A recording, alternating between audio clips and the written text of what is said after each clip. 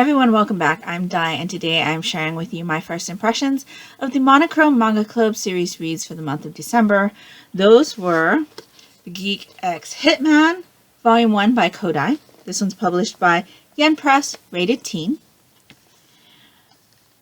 Villains Are Destined to Die by Suo, original story by Guan Gyo-ul. This one is published by Issei Press, rated teen. We also read volumes 11 and 12 of Demon Slayer Kimetsu no Yaiba by Koyoharu Gotoge, published by Viz, rated teen. And volume 9 of Sailor Moon, Pretty Guardian Sailor Moon, in the Eternal Edition by Naoko Takeuchi, published by Kodansha, rated teen. So the Monochrome Manga Club is an in-real-life manga club that I host at a local Barnes & Noble. We read 2 first-in-a-series reads, and we are doing 2 series reads. So those were our selections for the month of December. In this video, I will only be talking about Villains Are Destined to Die and the Geek Ex-Hitman, because we are talking about first impressions. As far as if you'd like to hear my thoughts on the series reads, you can check out my Desis 19 diaries. In those videos, I always update you on my weekly thoughts on what I've read. So I will be talking about those volumes in my Desis 19 diaries, which should be coming out on Wednesday, the Wednesday after you're seeing this. So that would be January 4th. So let's just get into what I thought about our 2 first-in-a-series reads. So let's start off with the Geek Ex-Hitman. So this story follows an assassin who is very, very good at his job. And in the process of trying to do his job, basically eliminating a target, he sees a really cute figurine. So much so that it changes the course of his life. So he becomes obsessed with trying to find out what this figurine is from and collecting everything from figurines to posters to anything you can think of. And just like really gets into otaku culture. Like he leaves his lifestyle behind and just really gets into collecting and doing like meetups and going to fan shows and concerts and things. And it's really kind of hilarious. I actually really thought that this volume was entertaining. If you watch Korean dramas and like read manga or anime, I would say that our main character here is like a cross between Vincenzo, which is a character from the Korean drama Vincenzo, which is on Netflix, and Onoda Sakamichi from Yowamushi Pedal. He kind of is a cross of those 2 characters in my mind. There were obviously hilarious moments to be had in this series. And now that he's kind of like out of the game of being an assassin, there are people who want to take him out. And so there's a whole nother like side to this story where we're seeing people like come after him. And so I'm finding all of that really interesting, but there's also a little bit of a twist happening with that. And I'm very interested to see where that goes in future volumes, if it goes where I think it's going to go. But I thought this was super entertaining. Really, really enjoyed this volume, and I'll definitely be continuing with it. So that was the Geek Ex-Hitman. And then we read Villains Are Destined to Die. Villains Are Destined to Die was one that had come up on my radar pretty quickly because I absolutely love the cover. And it was also requested by one of our members. This is one of her most favorite series. She's been following it on Webtoons, I think, or Tapas. One of those 2 has this series on there. But she was so excited when it finally was released for publication. This series is about a woman who starts to play this otome game. And in this otome game, it's like a reverse harem type otome game where you have to raise your relationship percentage with the characters in order to like get a good ending or bad ending or that type of thing. And so she starts playing this game, and then she like passes out, and when she wakes up as the villain in the game. And so she's trying to find a way out. So basically, she knows what needs to be done in order to get the results that she wants because she's played the game for a bit. But the story kind of parallels her real life, things that she's lived through. So she also uses some of that experience to navigate the story in here. So I'm really actually enjoying this. It reminded me a lot of Accomplishments of the Duke's Daughter. I can't remember who the mangaka on that is, but I read it for my Manga Advent Calendar project for 2021, and I really enjoyed that. But there are vast differences between that story and this one. This one is much more geared towards the gaming style. So you see the text boxes pop up and the choices that she has available to her to choose from. You see the game mechanics of how the game works and plays.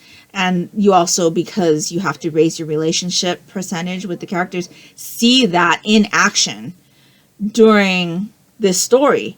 With Accomplishments of the Duke's Daughter, there's no game mechanics at all. And so I really, really enjoyed this one a lot more than that as far as the otome game aspect of it. The art style in this is gorgeous. It's full color, so we get a lot of that. This like pink color scheme is really interesting to me also, and how she like figures out how to play the game to her advantage is really interesting to me, and seeing the parallels between what the character she's playing has gone through in her life and things that she's lived through in her life is interesting as well. So I'm really looking forward to continuing this one. I will definitely be doing so. And I'm very interested to find out more about a lot of the characters that she's trying to raise her percentages with. And yeah, I just really, really enjoyed this. We had a really great time discussing it during our manga club meeting as well. So I'll definitely be continuing with that one also.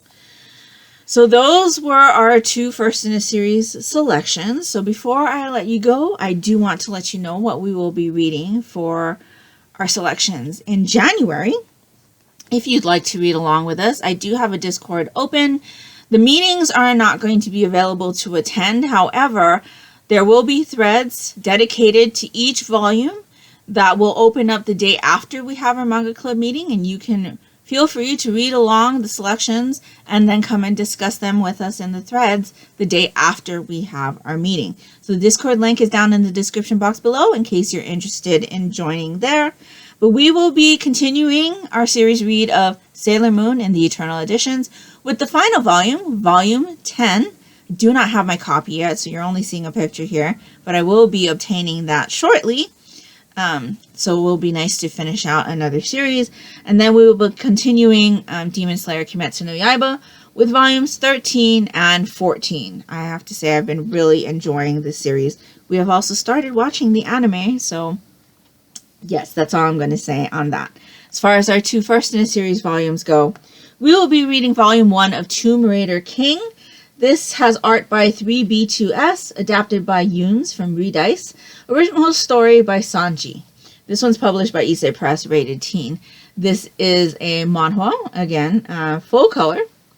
It sounds very similar to Solo Leveling, to be honest, which is why I wanted to read this as a selection, because I think we're going to have a really good time comparing and contrasting the 2 stories, because we have read Solo Leveling in the manhwa volume 1 for Monochrome Manga Club. And so, yes, I have also read a lot more of Solo Leveling in the light novels. So I'm really interested to read this one and see how I feel about whether or not I want to also read this one and continue with it. Because like I said, it does sound kind of similar. This says The Second Chance of a Lifetime. And it basically follows a world in which mysterious tombs housing ancient relics start to appear. And those who can like discover and harness the supernatural powers within them have like become the top leaders of the world and established like a new world order, it says. We follow a guy named Jun Hun, and he is a talented raider, very much like Jin Woo-sung, kind of sounds like. And he ends up falling into a trap, which takes him 15 years into the past. And so with all of the experience he has from raiding the tombs, he's determined to pave a different path for himself as the Tomb Raider King. It's kind of like my summarized version of the back here, but I did take quite a bit from there. So yes, very interested to see what I think of this one. I almost passed it up because, like I said, it does sound very similar to me to Solo Leveling, with the exception of the blast to the past type of storyline. But yes, very interested to see what I think about this one. And then we will also be reading Volume 1 of Dinosaur Sanctuary. Story and art by Itaru Kinoshita, research consultant Shinichi Fujiwara. This one is published by 7 Seas, rated teen. So this one sounds very much like Jurassic Park-esque. Can a newbie zookeeper save a struggling dinosaur sanctuary? So dinosaurs are alive, and so this says in 1946, a remote island was discovered where dinosaurs never went extinct. Through breeding and genetic manipulation, dinosaur populations increased, and dinomania received a fever pitch worldwide until a certain terrible incident occurred. Afterwards, dinosaur reserves like Enoshima Dino Land fell on hard times. Enter Suma Suzume, a kind-hearted rookie dino keeper. Can she be the one to save Dino Land from extinction? So, I thought this sounded interesting, and we'll have a good time comparing and contrasting with Jurassic Park as well. So yes, I'm really excited to check that one out. So those will be our selections for January. I hope you will join us and come discuss these volumes with us in our Discord. Like I said, the link is down in the description box below. So let me know down in the comments below if you will be joining us. Like I said, I hope you will. If nothing else, you would just like to let me know that you were here, if you could leave me a dinosaur emoji down in the comments below, that would be greatly appreciated and would really help me out. And that will do it for me today. So I hope you're all doing great. I hope you're all safe and healthy. And until next time, take care and smiley always. Bye.